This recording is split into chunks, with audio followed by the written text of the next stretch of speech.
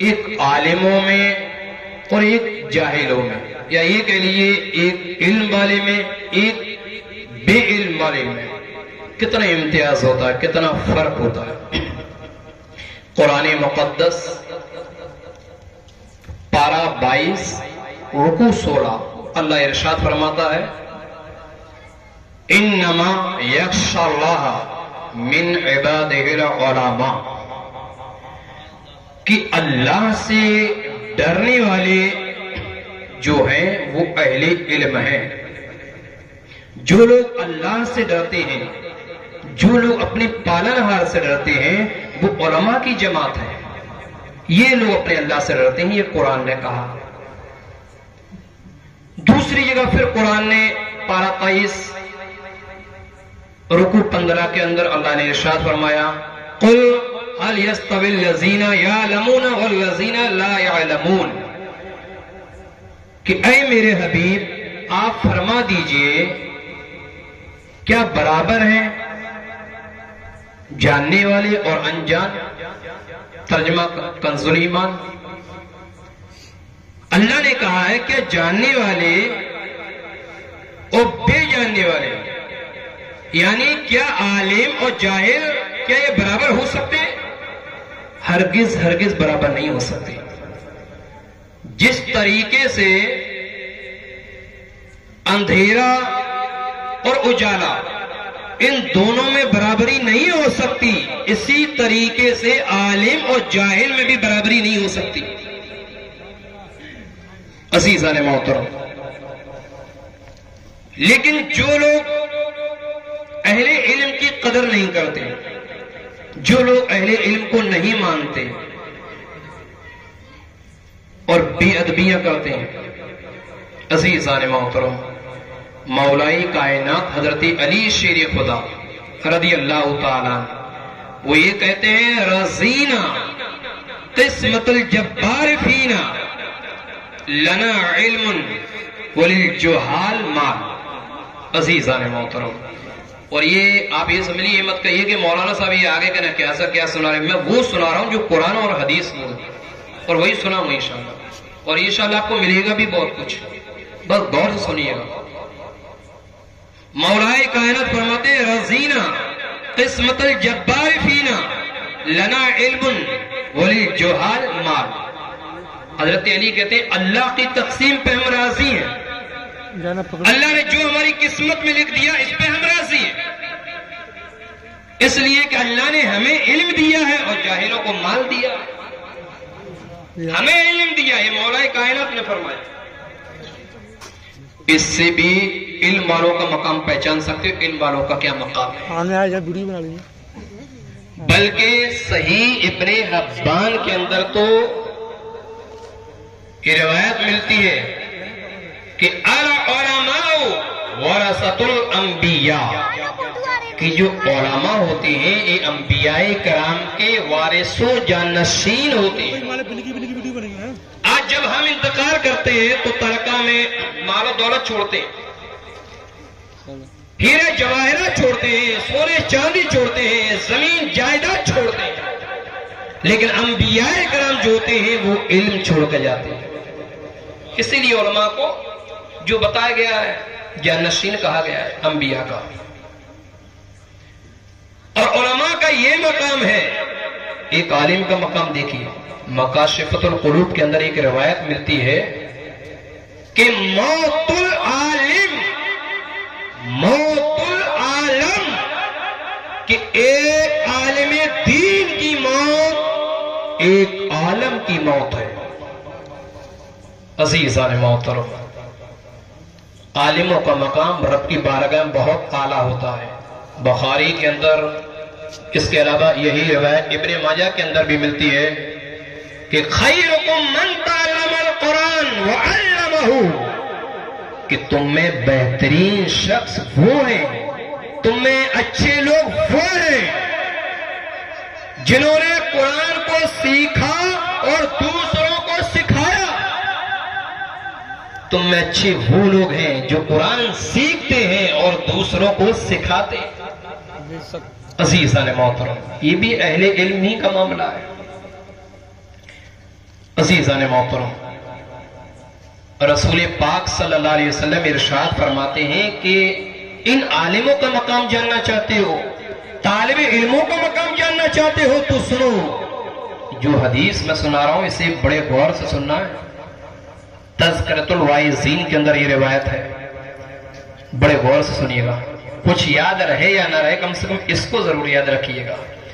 میرے نبی پاک صلی اللہ علیہ وسلم نے ارشاد فرمایا کہ جس بستی کے اندر عالم دین یا طالب علم، یعنی جو مدرسے میں جو بچہ پڑھتا ہے، کہ عالم دین یا طالب علم جس بستی کے اندر داخل ہو جائے تو یہ سمجھ لیے اس بستی کے قبرستان سے 40 دن تک اللہ عذاب اٹھا لیتا ہے۔ 40 دن تک اللہ عذاب اٹھا لیتا ہے۔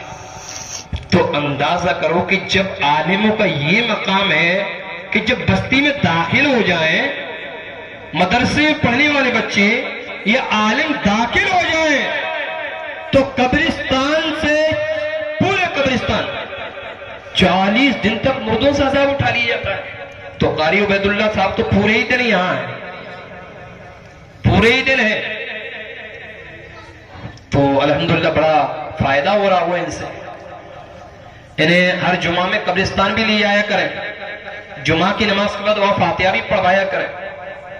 عزیزان محترم، تو عالموں کا مقام بہت اعلیٰ ہے، بلکہ نبی پاک صلی اللہ تعالی علیہ وسلم نے تو یہاں تک ارشاد فرمایا کہ جو شخص جس محفل میں عالم آئے، جس محفل میں عالم آئے اور لوگ اس کی تعظیم کے لیے کھڑے نہ ہو، وہ میری شفاعت سے محروم رہیں گے۔ سمجھ میں آ رہا ہے؟ محروم رہیں گے۔ بتائیے حضور نے عالموں کا مقام کتنا بتا دیا کہ اے لوگوں، اگر علماء آیا کریں اسٹیج پر، علماء کو دیکھا کرو تو کھڑے ہو جایا کرو۔ کرسی ڈال کے بیٹھے ہو، عالم، امام، علماء، مولانا، مفتی جب آیا کرے تو ادب کے لیے کھڑے ہو جایا کرو۔ اللہ کے نبی نے ارشاد فرمایا، عالموں کا مقام جاننا چاہتے ہو تو سنو، جس نے عالم کی زیارت کی اس نے محمد رسول اللہ کی زیارت کی، جس نے عالم سے مصافحہ کیا اس نے گویا حضور سے مصافحہ کیا، جس نے عالم کے ساتھ کھانا کھایا اس نے گویا حضور کے ساتھ کھانا کھایا، جس نے عالم سے سلام کیا اس نے حضور سے سلام کیا۔ اب اپنا اپنا محاسبہ کیجئے، اپنا اپنا اندازہ کیجئے کہ کتنے لوگ قاری عبید اللہ صاحب سے سلام کرتے ہیں، کتنا ان کا ادب کرتے ہیں، کتنے لوگ ان سے دعائیں لیتے ہیں، کتنے لوگ ان کے ہاتھ چومتے ہیں۔ اچھا، ہمارے یہاں ہاتھ چومنے کو بھی آر سمجھے، ارے یار یہ ایسا لگتا ہے ہاتھ چوم لیں گے تو چھوٹے ہو جائیں گے۔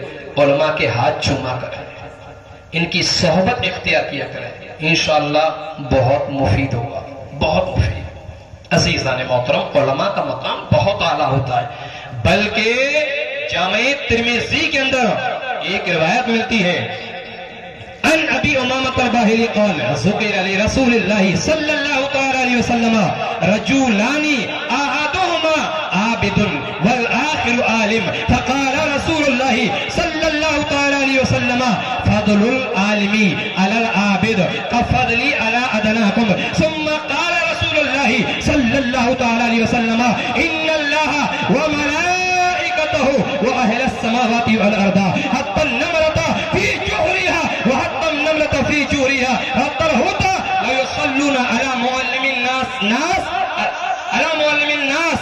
خیر رواہ الترمذی۔ عزیزان محترم، اب اس حدیث کا ترجمہ سن لے، انشاءاللہ دل جگمگا اٹھے گا اور آپ کو معلوم ہو جائے گا کہ علم پڑھنے والے بچے کا اور جو عالم ہوتا ہے اس کا مقام کیا ہوتا ہے، اور پھر اس کا ادب ہمیں کیسا کرنا چاہیے۔ اتنا یاد رکھیے گا، میں یہ نہیں کہہ رہا ہوں میری پوری تقریر یاد رکھو، لیکن اتنا جملہ یاد رکھنا کہ بچوں کو ضرور پڑھنا۔ ماہرہ شریف سے اعلان ہوا، ایک نعرہ لگا، آدھی بچوں کو پڑھاؤ، مزدوری بھی کرنی پڑے تو کرو، اولاد کو پڑھاؤ، اینٹیں بھی ڈھونی پڑی تو ڈھو، اولاد کو پڑھاؤ۔ عزیزان محترم، ایک دنیا بھی جو تعلیم بچہ حاصل کر رہا ہے، ایس پی بن جائے، ڈی ایس پی، آئی جی، عام پولیس والا، انجینئر، کوئی بھی بن جائے، اگر اولاد ہماری یہ عہدہ حاصل کر لیتی ہے تو ماں باپ ڈرتے ہیں، ماں باپ ڈرتے ہیں کہ ہم سے کوئی کام ایسا نہ ہو جائے کہ جس سے ہماری اولاد ہم سے ناراض ہو جائے۔ لیکن باہر حافظ قرآن، باہر عالم دین، اللہ تیرا شکر ہے کہ جس کا بچہ حافظ قرآن ہو، جس کا بچہ عالم دین ہو، وہ ڈرتا ہے وہ کہ مجھ سے کوئی ایسا کام نہ ہو جائے کہ جس سے میرے ماں باپ مجھ سے کہیں ناراض نہ ہو جائے۔ ایک دینی تعلیم میں اور دنیاوی تعلیم میں یہ عالم ہوتا ہے، ایک دینی تعلیم والے میں یہ عالم ہوتا ہے۔ ایک دنیا دار جب علم حاصل کرتا، اگر کرسی پر بیٹھا ہے، اگر باپ آ گیا تو کرسی سے اٹھے گا نہیں۔ ایک دنیا دار اگر کوئی پوسٹ حاصل کرے، کرسی پر بیٹھے گا، ہزاروں لوگ اس کے سامنے موجود ہوں، اس کا باپ آ جائے گا تو کرسی نہیں چھوڑے گا، اس لیے کہ اس کو اپنے عہدے کا خیال ہے، اس کو اپنے عہدے کا خیال ہے۔ لیکن اگر اسی کے برعکس دیکھا جائے، ایک عالم دین بیٹھا ہو، قوم کے لوگ بیٹھے ہوں، اگر اس کا باپ آ جائے تو فوراً تعظیم کے لیے کھڑا ہو جائے گا۔ عزیزان محترم، تو ابھی میں نے جو حدیث آپ کے سامنے پیش کی جامع ترمذی کی، اس کا مطلب یہ ہے کہ حضرت ابو امامہ باہلی رضی اللہ تعالیٰ عنہ وہ یہ کہتے ہیں کہ پیغمبر اسلام صلی اللہ علیہ وسلم کے سامنے دو آدمیوں کا ذکر ہوا، دو کا، ان میں ایک عابد تھا، ایک عالم تھا۔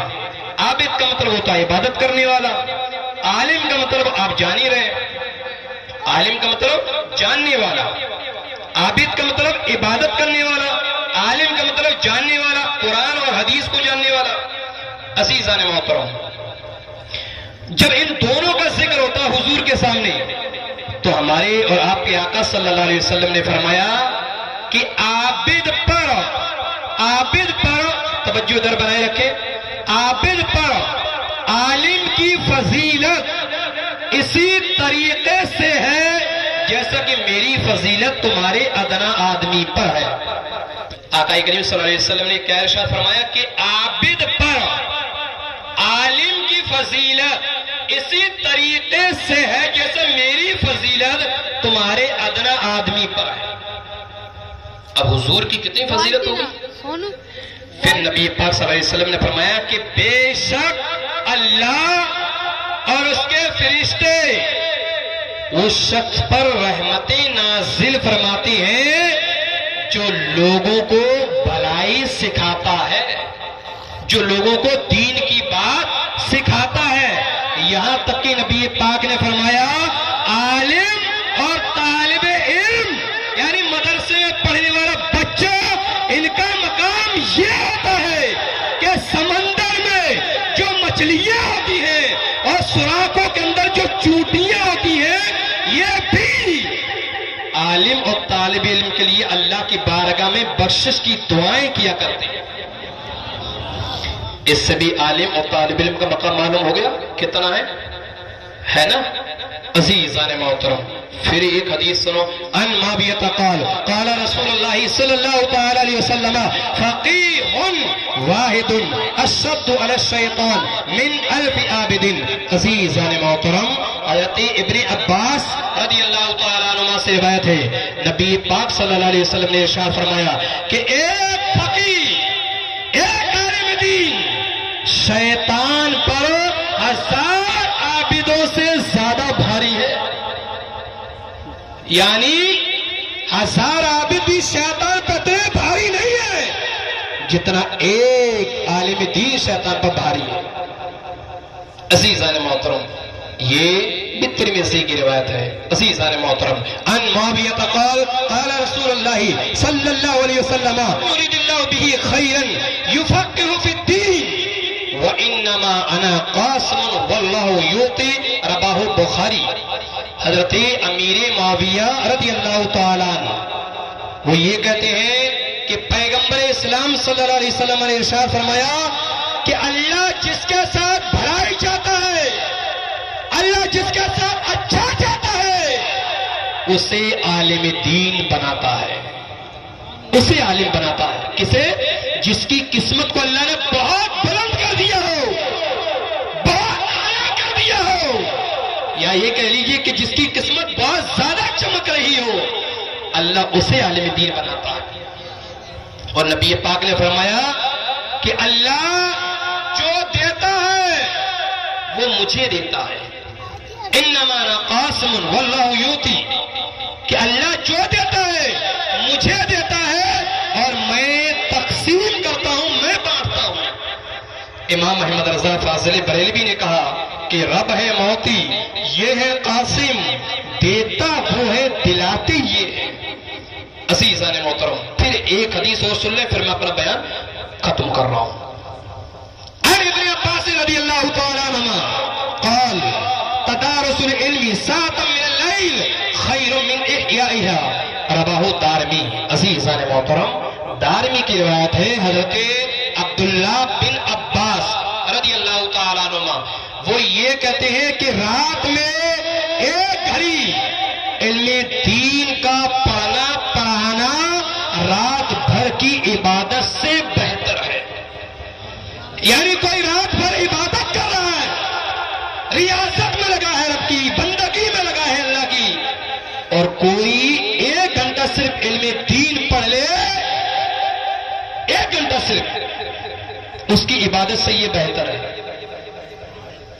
اس سے بھی آپ اندازہ لگا سکتے ہو کہ عابد کا پوری رات عبادت کرنا اور عالم کا پوری رات سونا یہ بھی افضل ہے۔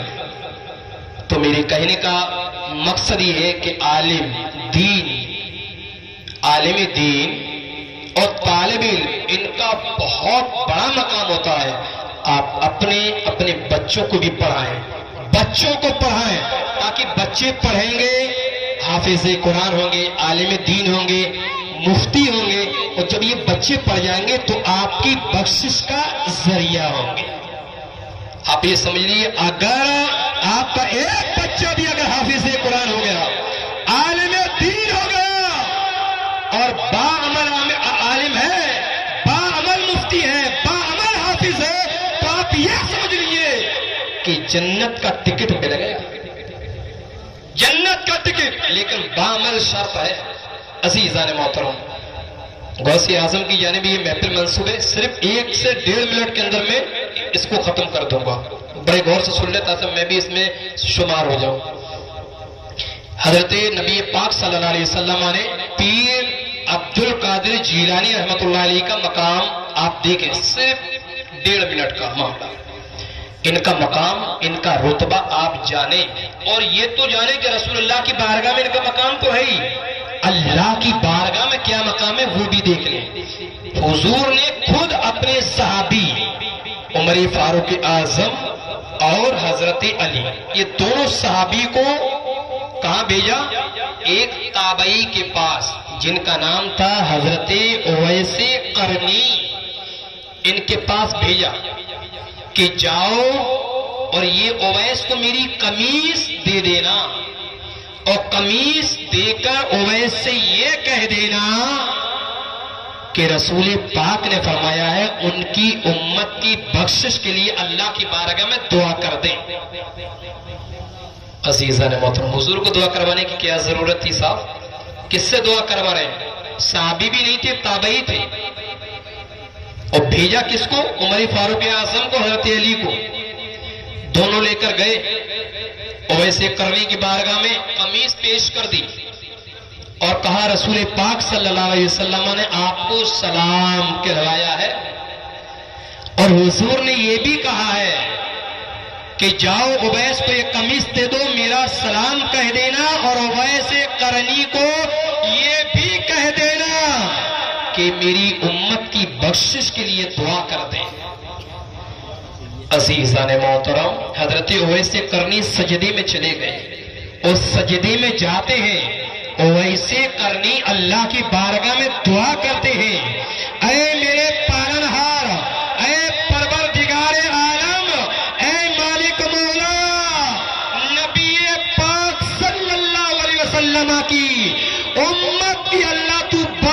فرما دے. یہ دعا کری ہے تو ایک غیب سے آواز آتی ہے کہ اے واسع کرمی، تمہاری دعا کو ہم نے قبول فرما لیا ہے اور ہم نے اپنے نبی کی آدھی امت کو بخش دیا ہے. آدھی امت کو بخش دیا تو پھر آدھی کا کیا ہوا؟ آدھی بخش دی. پھر آواز آئی اے واسع کرمی، آدھی امت تمہاری دعا سے بخش دیا اور آدھی امت تمہارے بعد ایک عارف باللہ ولی کامل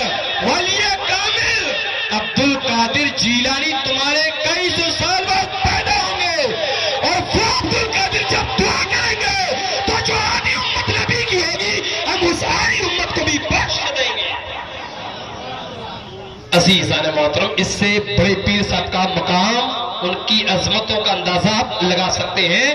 اب حاصل کلام یہ ہے، اپنے بچوں کو مدرسہ مورینہ کھلا ہوا ہے، آپ بھیجیے تاکہ وہ بھی دین پڑھیں، وہ بھی علم حاصل کریں. آپ یہ سمجھ لیجیے کہ ان کی طالب علم عالم مولانا ان کے گھر والوں کی بھی زندگی سنورتی ہوئی نظر آئے گی.